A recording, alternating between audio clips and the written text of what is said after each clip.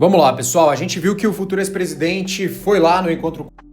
Ok, a gente sabe de toda a vergonha que ele passou. A gente sabe que sim, a equipe, J.D. Vance, Marco Rubio, pressionaram muito ele lá, ok, com relação àquela questão, né, das organizações de comércio de substâncias ilícitas.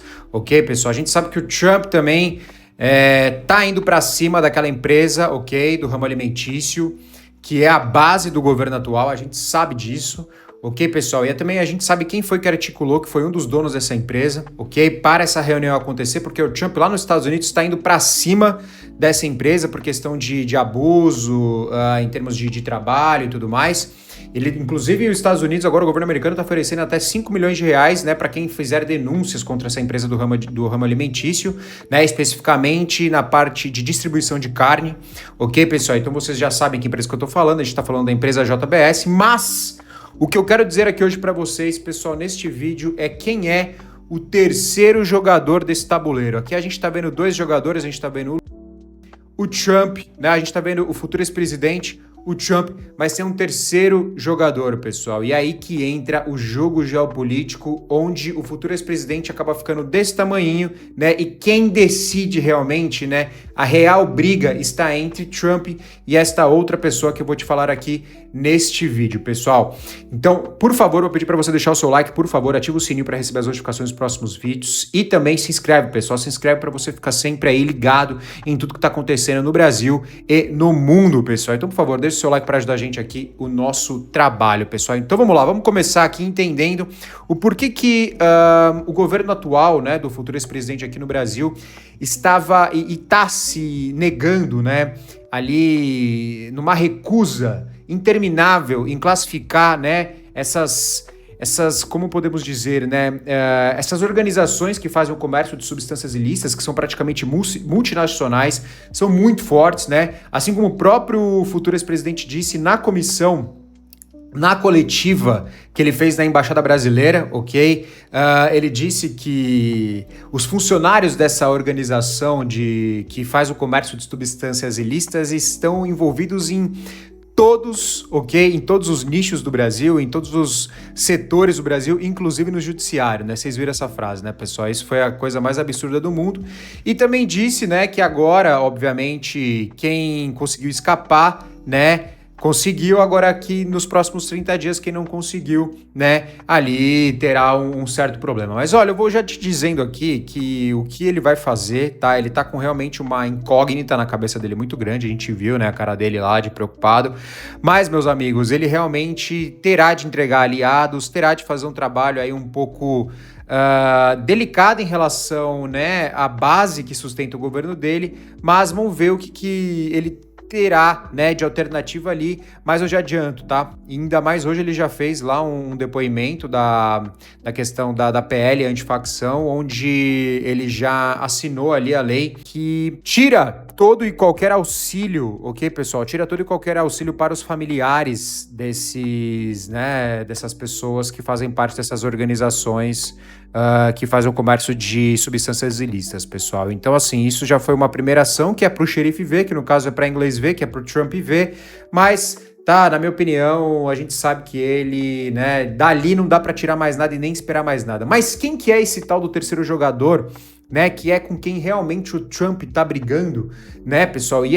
Por que o Trump tá pressionando tanto nessas questões em relação aqui ao Brasil? E eu vou te contar o verdadeiro real motivo. Então, mais uma vez, deixa o seu like, ok? Para mais pessoas verem essa análise aqui, que você vai ficar de queixo caído do que eu vou falar agora, meu amigo. Então vamos lá, vamos entender, porque hoje eu vou te mostrar que existe um terceiro jogador sim nesse tabuleiro, que ninguém tá olhando e ele observa tudo no silêncio, ok, pessoal? Ele fica ali, ó, só olhando. E se esse jogador, se ele fizer uma única ligação para o futuro ex-presidente, para Brasília hoje, o rótulo, aquela questão, né, em relação ao futuro ex-presidente aqui hoje, considerar essas organizações, né, como o Trump quer, como organizações ali né, oristas ali, na hora o futuro ex-presidente pega, ok, você que manda.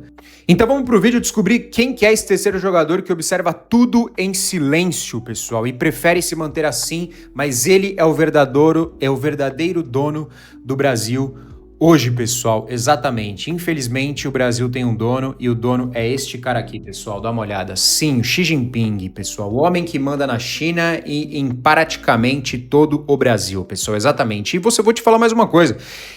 Se ele fizer uma ligação para Brasília, na hora o Lula vai considerar, ok? Todas essas organizações aqui que fazem o comércio de substâncias ilícitas para o mundo, ele vai, na hora, o futuro ex-presidente desse Brasil considera sim, irá considerá-los como terroristas. Exatamente, pessoal. Sim, porque é ele que manda. Na verdade, é o Xi Jinping que manda aqui, ok? E aí o que acontece? Por que isso também é algo que pode beneficiar ele?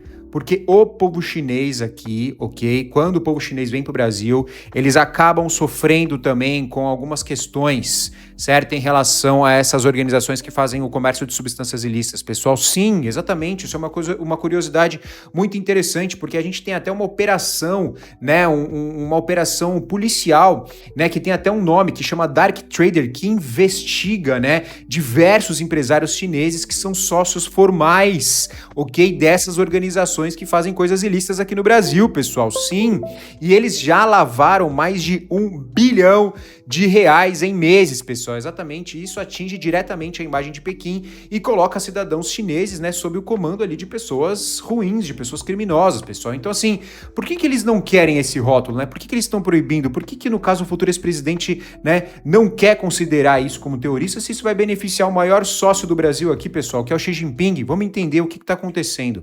Então este aqui é o terceiro jogador do tabuleiro, pessoal, e esta aqui é a operação Dark Trader, pessoal, que a Polícia Civil aqui a Polícia Civil aqui de São Paulo, ok, fez ali toda uma operação para ir atrás desses empresários chineses, pessoal, que estavam lavando ali, chegaram a lavar mais de 1 bilhão através dessas organizações aqui do Brasil que fazem o comércio de substâncias ilícitas, pessoal. E aí, o que acontece, ó, aqui a gente tem, né, algumas fotos aqui dessa investigação, né, colocando alguns culpados e tudo mais, né, alguns chineses, outros também brasileiros. Esse aqui é um empresário chinês que estava fazendo isso, ok? E aí a gente chega, né, no interesse americano, pessoal. Por quê? O que os Estados Unidos está querendo, né, além de querer combater essas questões, né, dessas organizações ilícitas aí que fazem comércio de substâncias ilícitas? Por que os Estados Unidos está pressionando tanto o futuro ex-presidente aqui do Brasil, pessoal? Porque os Estados Unidos, ele quer espaço aqui no Brasil, pessoal. Por mais que a gente não ache, né, mas o Brasil tem sim no jogo geopolítico uma importância muito grande, pessoal. É exatamente isso que eu tô falando para vocês, ok? Então, os Estados Unidos, ele quer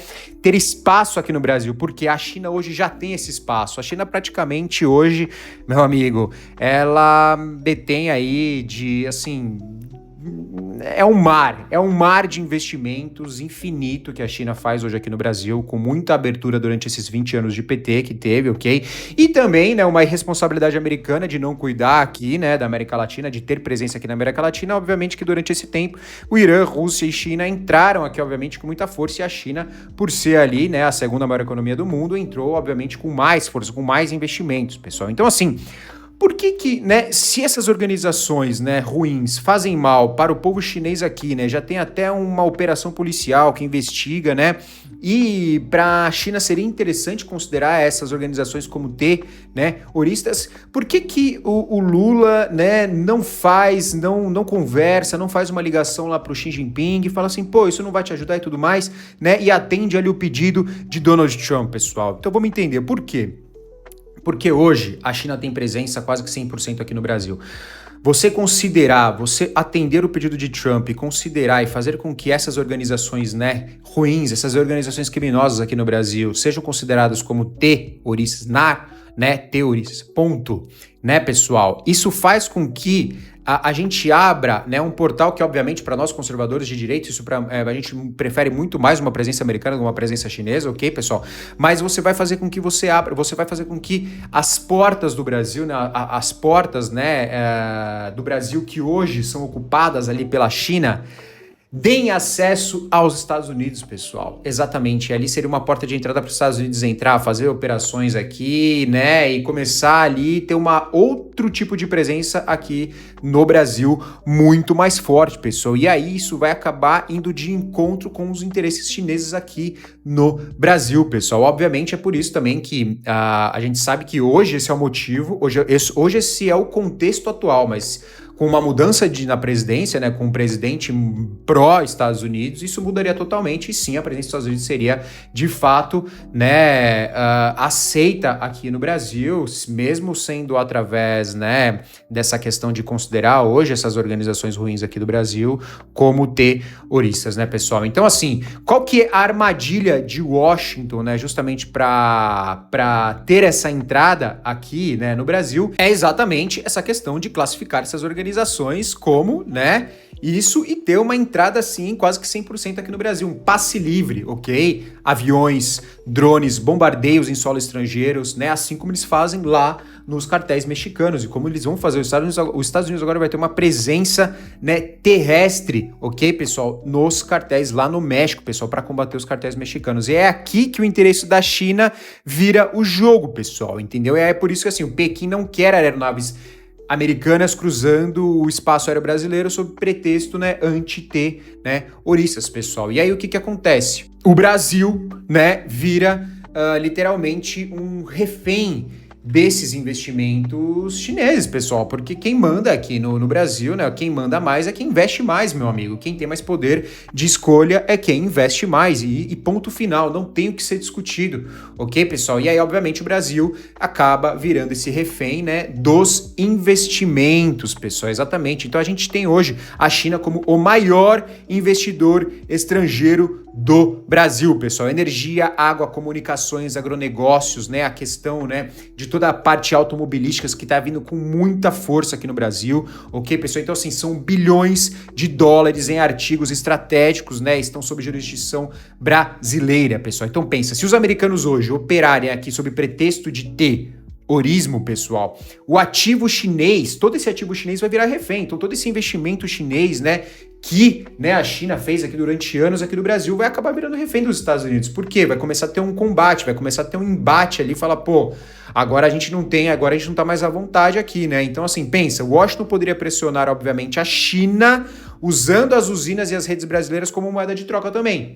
Entendeu? Só que para a China, o Brasil não é só um parceiro comercial. É a peça, pessoal, é a peça mais pesada do tabuleiro sul-americano. Ou seja, você controla o Brasil, você tem influência sul-americana total. E essa região aqui do Brasil, ela é muito estratégica, não só para a China, mas para o mundo, pessoal. Eu vou dizer por quê. Então, o que acontece, pessoal? Presta atenção. Existe um fator, ok? Que é um fator estrutural que pesa mais do que tudo, que é a questão da doutrina de não ingerência, tá? É o pilar da política externa chinesa desde 1954, pessoal. Presta atenção, pode parecer um pouquinho complicado, mas presta atenção. Se o Xi Jinping aceita que um país classifique grupos de outro país como terroristas, sob pressão, né, de Washington, ou seja, nós, Brasil, atendemos o pedido do Trump, ok? Ele abre um precedente literalmente ali mortal, pessoal. É algo sério para a China isso, entendeu? Porque hoje é aqui, amanhã pode ser grupos pró-China em Taiwan.